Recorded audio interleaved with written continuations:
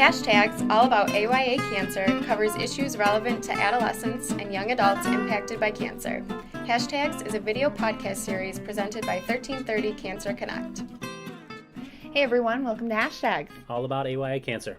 I'm Sabrina. And I'm Steve. And this is our part 2 of our Scar Wars episode.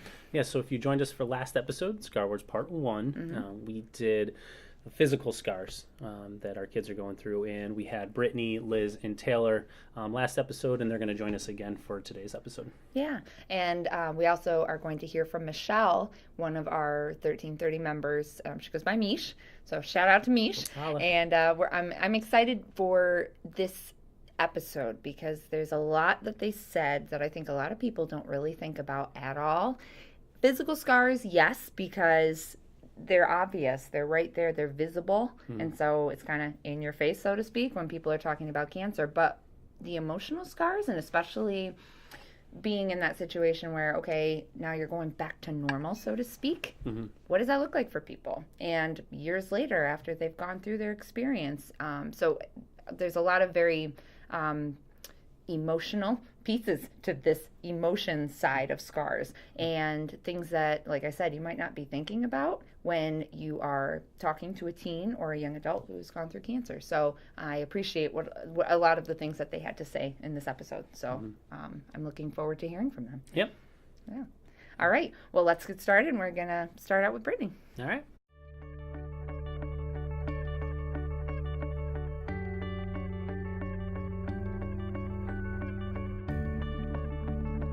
Very difficult, especially at that age when all my friends were going to parties and going out with boys and, you know, just worrying about things that were totally different than what I was worrying about as I'm watching my hair fall out and just losing all my, you know, my self-identity. It was just being washed away and no one really understood.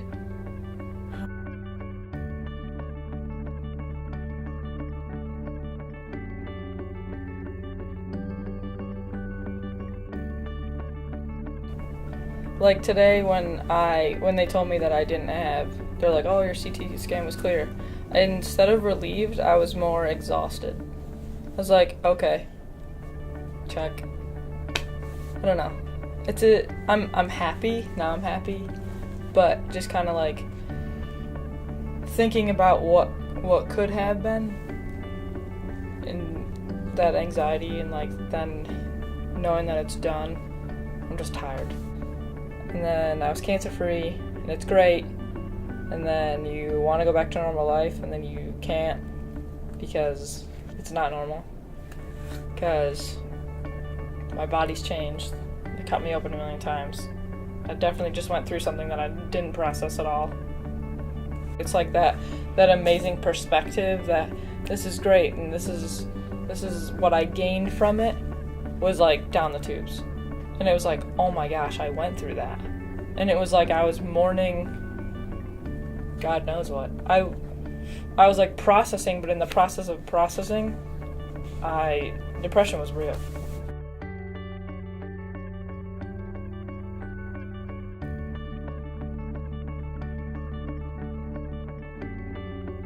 So now that you're in high school, like how do you think that there's like, are there emotional scars that you deal with from cancer? Definitely. Yeah. I like certain times I'll get like, well, last year in health class we were talking about like cancer and things, and like every once in a while I'll get triggered by something and I'll start like getting like panicky and tense and just it just this feeling comes over me and I'm like I have to like take a deep breath and be like it's okay. Yeah. And then I have like flashback nightmares which are horrible. But I mean I'm a lot better than I used to be. Yeah. Do you think a lot of that was, well, how long was your treatment? My treatment was about, it was like 5 months, 3 months, I don't know. Okay. It wasn't like extremely long. Yeah. But you remember it. Yeah. So, yeah, that's hard.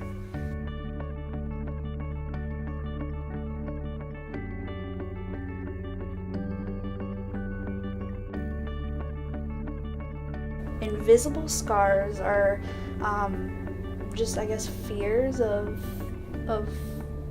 the unknown, and also the unknown when I was first diagnosed that is now the known, those are scars too, because, I didn't know what it would be like to have chemotherapy inside of me. I didn't know what it would feel like, and I didn't know how, if I'd be puking or this or that, and like those, I learned what those things were like, and so I guess those are scars too, but, I don't necessarily think of them as bad scars. I think of all my scars as they're things I've learned from, and I think they've all made me stronger.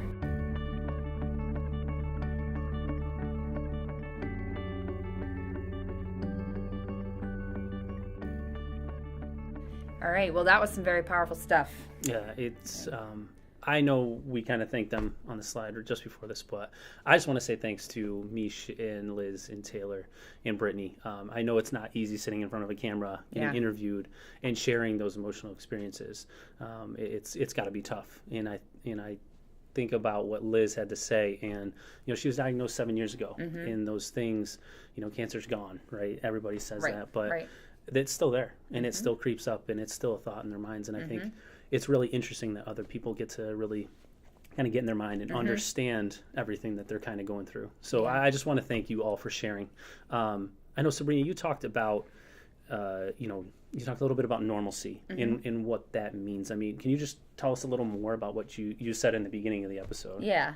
When I went through all of my cancer journey, which never really ends, I think that's a big piece that people need to understand. It's not, you don't really ever feel like it's over. One of the big things that was always, as soon as I was cancer free, and so what are you doing now? What, you're back to normal. What are you doing now? How are you moving on? People don't realize that it's always in the back of your mind. It kind of creeps up every now and then. And I think the other part of getting back to normal for me, and why I thought of that specifically, that phrase specifically, was I felt that there's, you go through your cancer journey, but there's so much stuff that you're dealing with in your everyday life, and then cancer happens, and then you have to stop your everyday life so you can deal with your cancer, and then everyday life starts up again. So all the things that were normal and typical, and that stuff is all still there, but it just went way low in your priority list because now you've got this cancer you're dealing with. That became your reality. But as soon as that kind of dissipates, then you're kind of stuck in this limbo. I really liked what Michelle. I really liked what Michelle said about how when she had this like amazing clarity going through her surgeries and everything. Life's amazing and everything's beautiful and whatever. And then she started to process. And it was all that clarity that she had going through her process. Now she was outside of the cancer part. And now she's like, oh, wow, I went through that. That was crazy. I haven't even thought about all the emotions I haven't processed through yet. And that was a huge piece for me of trying to get back to normal. I don't know that you ever truly are back to normal. Yeah, I mean, is there specific ways that you process it, kind of everything that you've gone through? Yeah. Does it help you? Is there a better way to heal, so to speak? I think that a lot of people see emotion. Okay, so again, with the healing of the physical scars, it's easy to put a Band-Aid on something and, check on the scar or check on the wound and make sure that it's healing up, and then you have the scar and it always reminds you that something happened, but you're healed. I feel like with emotional scars, it's so easy to stuff them down and not deal with something, especially when you've gone through a traumatic experience. You're going to have scars, and it's completely normal to have them.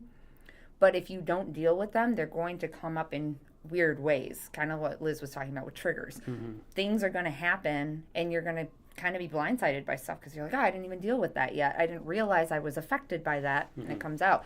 So for me, I know one of the stigma kind of things of like going to see a counselor, for example, and trying to work through PTSD, because PTSD is a huge thing after you've gone through so many surgeries, or even like, chemo, radiation, all that stuff.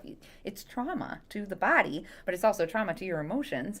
So I met with the counselor. I went through all my, PTSD stuff, and I still have her, on speed dial if I need her, hey, I'm dealing with this thing. The triggers still come up. Oh, yeah. And now you kind of, as it gets farther down, is it easier to to cope with it? It is. There are times that I get confused about why I feel a certain way, though, about something, because I'm like, oh, I already dealt with that, or I've already written about that in my journal, you know?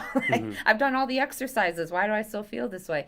But I think, and these are kind of the main takeaway points, too, is, again, emotional scars, completely normal. And you have to be okay with them. You have to recognize them, and you have to be able to work with them.